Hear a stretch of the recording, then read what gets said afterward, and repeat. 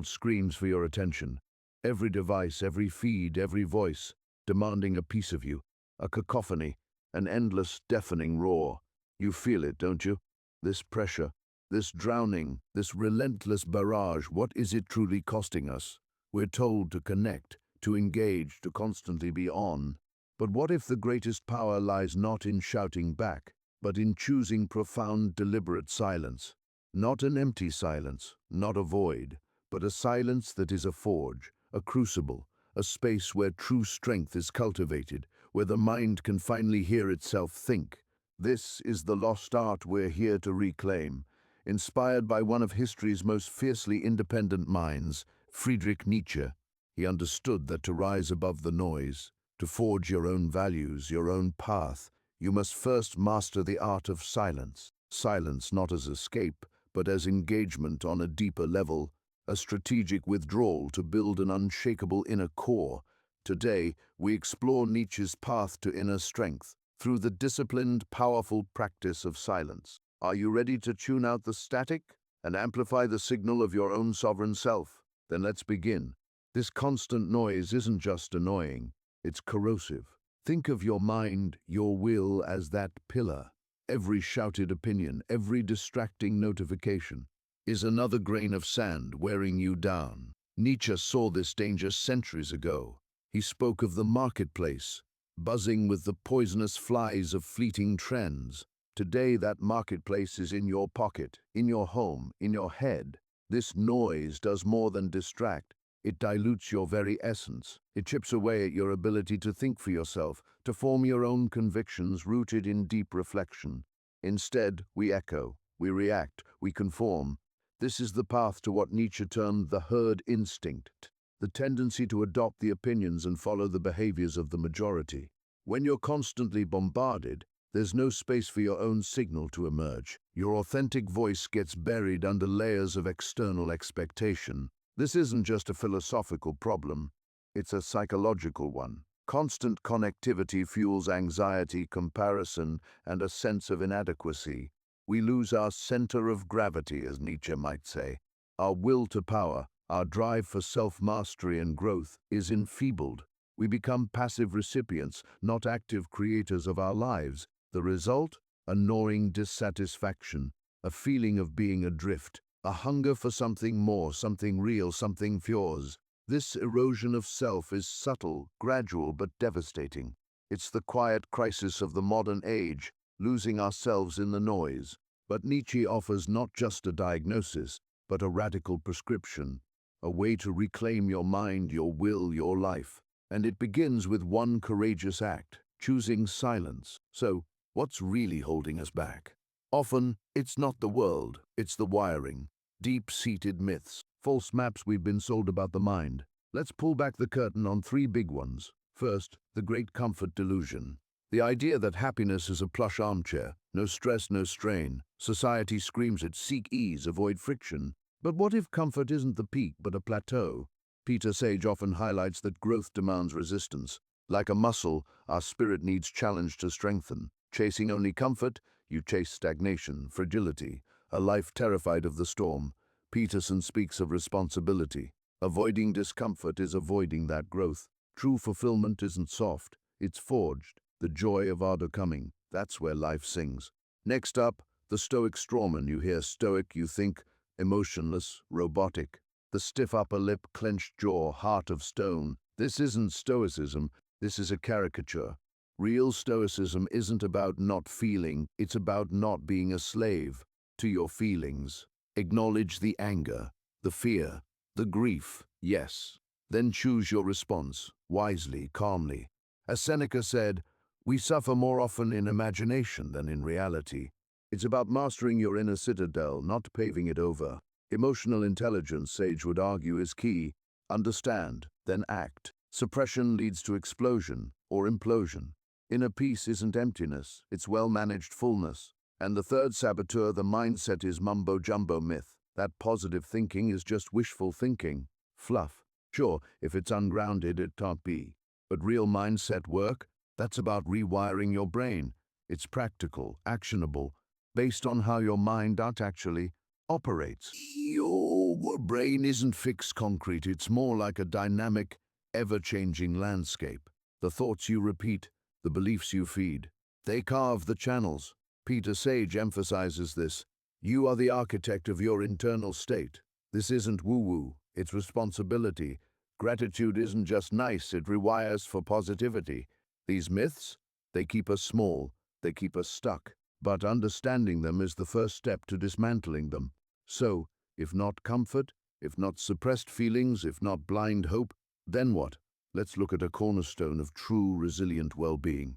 We turn to Martin Seligman, a founder of positive psychology. He gave us PERMA, 5 pillars of flourishing: positive emotion, engagement, relationships, meaning, accomplishment. Today, we dive deep into 1M, meaning. What is it? Seligman defines it simply: belonging to and serving something you believe is bigger than yourself. Not just fleeting pleasure, not just achievement for its own sake.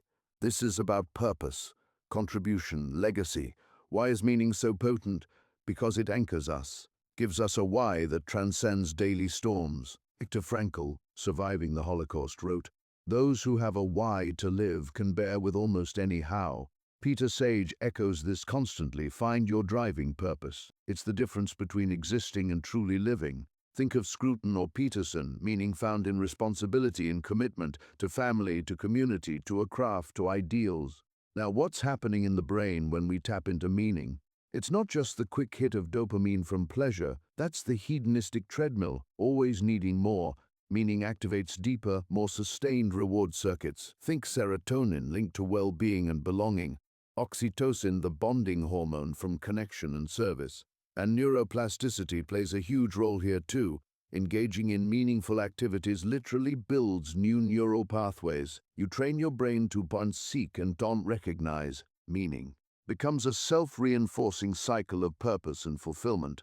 So, how do we cultivate this? It's not about grand gestures. Often meaning is found in the small, consistent acts. Contribution, helping another, creating something of value. Gratitude is vital here. It opens your eyes to existing meaning. Taking responsibility for your contribution, however small it seems. Meaning reframes challenges. They become opportunities for purpose. This isn't a passive pursuit. It's an active choice, a commitment, the pursuit of meaning. It's a journey, not a destination, and it's one of the most powerful tools we have for a life well lived. The problem is clear, the roots exposed. Now, the solution. We call it the Stoic Flourishing Framework. 3 steps. Step 1, the control audit. This is pure Stoicism, the dichotomy of control. What you own, what you don't. Simple, powerful. Your thoughts, your actions, your choices. These are yours. External events, other people's opinions, the past, not yours. Neuroscience check. This isn't just philosophy, it's brain hacking. Focusing on control calms the amygdala, your brain's alarm system. It empowers your prefrontal cortex, the seat of reason. Less anxiety, more clarity. That's the audit's first gift. Action, list daily worries. Sort them, control, no control. This practice alone is transformative. Step 2, the gratitude ledger. Beyond fleeting thankfulness. This is structured appreciation. Connects to Seligman's PERMA model, specifically P for positive emotion. PERMA, Seligman's pillars for a flourishing life. Positive emotion, engagement, relationships, meaning, accomplishment. Gratitude actively cultivates that P. Jordan Peterson emphasizes gratitude as a moral responsibility. He says, gratitude is the assertion of an order of being, paraphrased when 12 rules. It's recognizing the good that exists despite the suffering. Scruton saw gratitude as bedrock for community, for appreciating inheritance. Action daily lists 3 specific things you're grateful for. Specificity matters. My coffee, not coffee. This shifts your brain's filter from threat detection to opportunity spotting. Step 3, the purpose blueprint. This is about meaning and engagement. M and D in PERMA. Control audit gives calm. Gratitude ledger gives perspective. Purpose blueprint gives direction. Peterson's call, aim at the highest good you can conceive. Read 12 rules. This isn't about grand world-changing acts, not necessarily. It's about aligning daily actions with your deepest values. Responsibility again. Taking responsibility for the meaning in your life. Action, define 3-5 core values: honesty, growth, contribution. Then, for each value, one small daily action that embodies it. If growth, read one page. If connection, one thoughtful message. This builds engagement, losing yourself in meaningful activity. It builds meaning, a sense your life serves something beyond yourself. Control audit, gratitude ledger, purpose blueprint. This isn't a one-time fix. It's a practice, a way of life, rooted in ancient wisdom, validated by modern psychology. It's how you move from being tossed by the waves to steering your ship.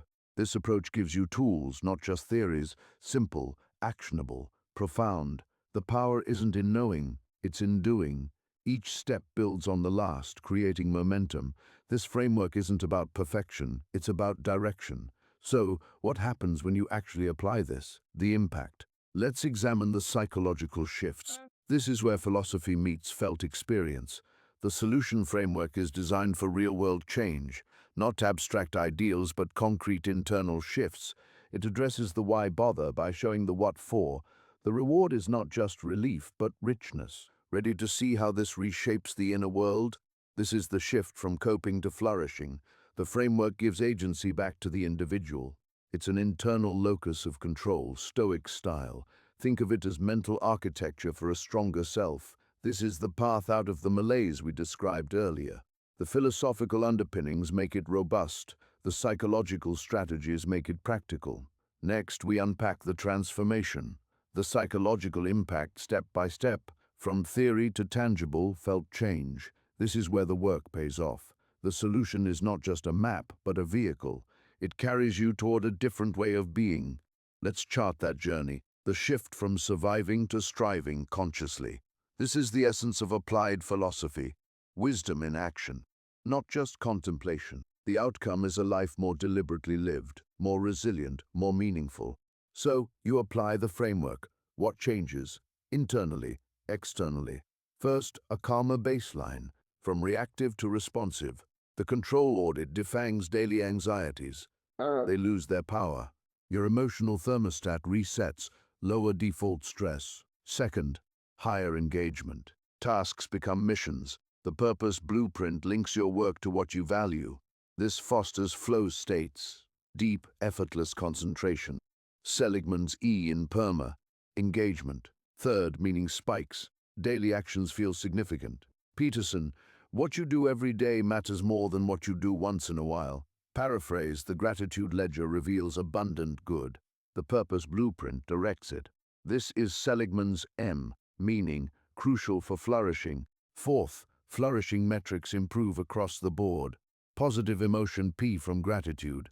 Engagement E from purpose. Relationships R often improve as your inner state stabilizes, meaning M from value alignment. Accomplishment A from consistent action. Consider a mini case. Marcus is overwhelmed, aimless. He starts the control audit, anxiety about his job, his future. He separates market conditions, not his, my skills, my effort, his. A small sigh of relief, the burden lightens. Then the gratitude ledger, tough at first, what good? He lists morning coffee, a functioning laptop, a call from a friend. Small things, but consistent. His outlook subtly shifts. Finally, purpose blueprint. Values learning, helping others. Actions read industry news for 30 mins. Mentor a junior colleague. His work, once a drag, now has small pockets of meaning. Weeks later, Marcus is calmer, more focused, sees possibilities. This isn't fiction. It's the predictable outcome of consistent application. Peterson, assume that the giver of all good things is himself good. Paraphrased, gratitude for what is, responsibility for what can be.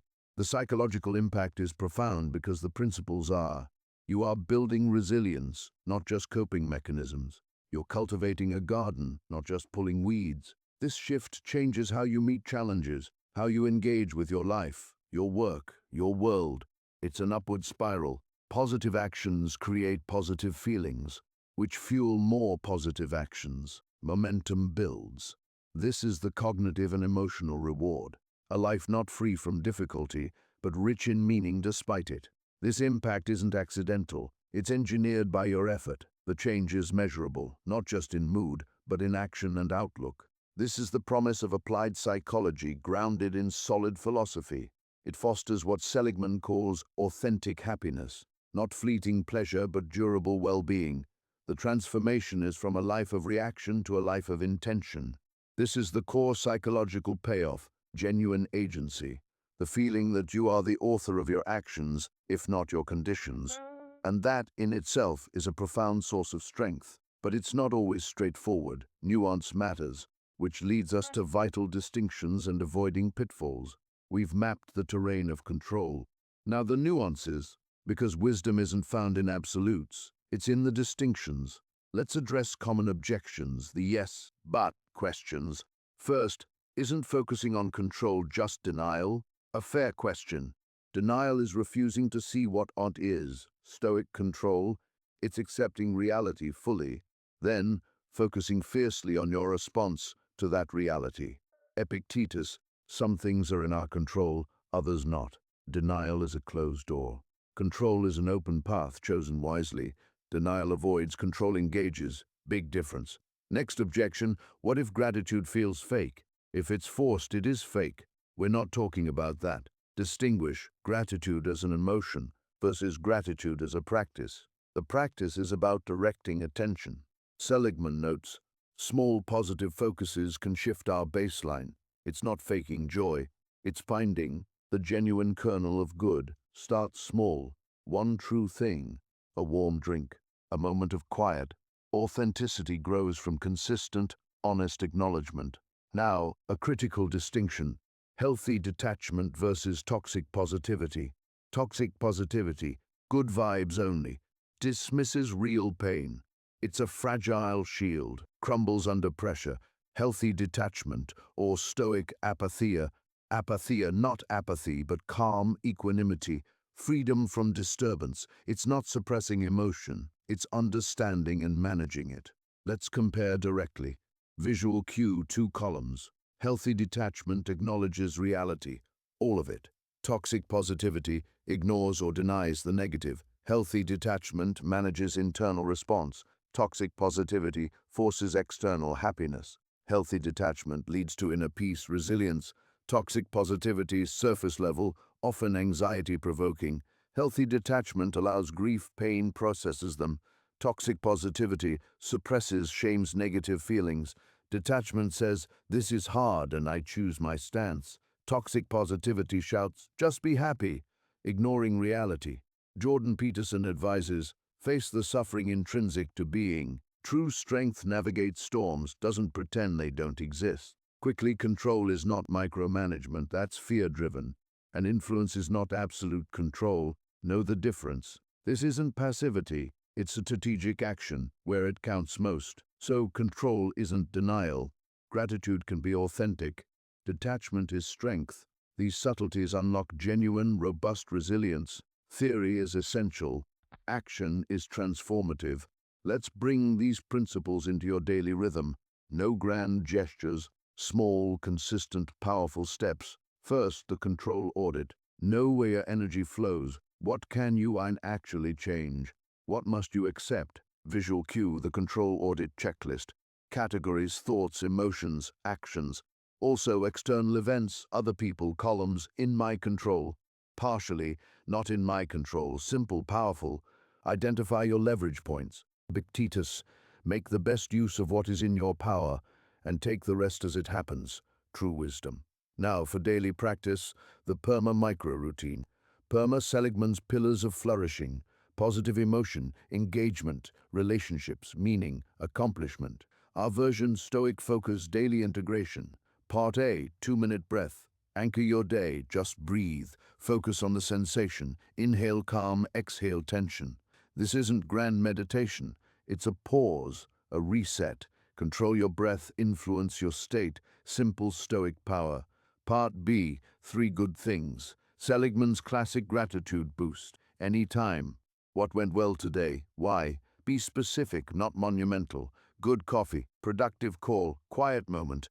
Trains your brain to scan for positives actively. Part C, 60-second perspective flip. Think of a current minor challenge. Briefly imagine it realistically worse, just for a moment. Then return to the actual situation. Feel the shift. This is premeditatio malorum light, not dwelling, appreciating. Marcus Aurelius, the impediment to action advances action. What stands in the way becomes the way. Perspective is power. Part D, one small act of agency, your choice. Tidy one small space. Send that one email. Plan one task for tomorrow. Concrete, achievable, reinforces your capacity to do, to tight influence your world. Set your house in perfect order. Start with your immediate domain. Small acts compound. Optional Part E, connect briefly for relationships. A genuine text, a shared smile, a quick, kind word, not deep dives. Small anchors to others, nourishes connection. Recap, breath, 3 good things. Perspective flip.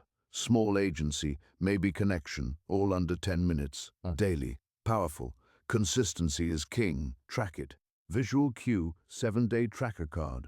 Check off each micro habit. See the pattern emerge. Small wins accumulate. They build momentum. They change you. This isn't a chore. It's an investment in your inner architect. Adapt this routine. Make it yours. Morning, evening, your call. The core, intentional, focused, brief actions, repeated. This isn't a quick fix, it's building a skill. Like any craft, practice, patience, persistence, the pillars of self-mastery, the goal, internalized strength, everyday resilience, built by you. Now, let's step into that future. Not a distant dream, but a potential reality. A reality where these principles, stoic resilience, perma's embrace, are woven into your being. Imagine waking, not to an alarm shriek, but to an inner call. A sense of purpose, meaning greets you before your feet touch the floor. Your first thought, gratitude for the day, acceptance of its unfolding. This is stoic control in action, choosing your response, your inner state, positive emotion. Challenges may come, they always do, but they no longer derail you. Instead, they are opportunities to practice virtue, to grow. Your work, your tasks, become avenues for engagement. You find flow easily, losing yourself in contribution, in creation. This focus isn't forced, it's invited. Your mind trained and calm. Accomplishment follows, not as a desperate chase, but a natural outcome. Each small win, a confirmation of your chosen path, your responsibility embraced, your relationships transform. Positive relationships are nurtured daily. You listen deeply, speak authentically. Stoic empathy guides your interactions, understanding that others too are navigating their own paths. Misunderstandings lessen, connections deepen. You build, you don't just transact. Meaning isn't a grand, elusive thing, it's in the daily fabric, in your contribution, however small it seems, in your integrity. This life isn't about constant bliss, that's a fragile pursuit. It's about eudaimonia, true flourishing, a resilient well-being. Pause for a moment. Close your eyes if you wish. Visualize this version of you. See yourself moving through such a day. Feel the centeredness, the quiet joy, the strength. This isn't someone else. This is a capacity within you. And the ripple effects, they are profound. At work, you become a pillar of calm focus, inspiring others. Productivity and creativity increase, not from pressure, but from presence. In your family, you bring patience, understanding, and genuine connection. You model resilience. You teach wisdom, not by preaching, but by living. In your community, you become a source of stability and positive action, taking responsibility not just for your sphere, but for the collective good. This isn't about perfection. It's about consistent, mindful practice, a life where inner peace and outer effectiveness dance in harmony. This is the North Star, the flourishing life, attainable and true. So, how do we journey towards this North Star, starting today? Let's bring it all together. A quick recap of our journey. We started with a hook, a question: is there more to life than fleeting happiness? We explored a key idea, the synthesis of Stoic wisdom and PERMA's framework, focusing on what you control, cultivating positive emotions, engagement, rich relationships, profound meaning, and earned accomplishment. We broke this down into a daily routine, practical steps you can take, integrating gratitude, taking responsibility, mindful choices, and just now, we glimpsed that new life, a flourishing existence. This isn't just theory, this is an invitation to transformation. The power to choose this path lies entirely within you, right now. It won't always be easy. Growth rarely is, but it will be worth it. Every small step, every conscious choice builds momentum. So here is your challenge, your first step on this renewed path. We call it the 7-day flourishing kickstart. Simple, powerful. For 7 days, commit to one deliberate perma-boosting act each day, and pair it with one stoic reflection. What did I control? What did I learn? That's it. One perma-act, one stoic insight, daily. Download the simple tracker from the description. No excuses. Share one insight, one win in the comments below using Flourish on Purpose. You are not alone on this journey. We build this community together. The life you desire, the person you aspire to be, is forged in these choices. Embrace the responsibility. Embrace the power. Embrace your potential to flourish. As Seneca said, it is not because things are difficult that we do not dare. It is because we do not dare that they are difficult. Dare to begin. Dare to flourish. Thank you for joining us on this journey. Until next time, live wisely.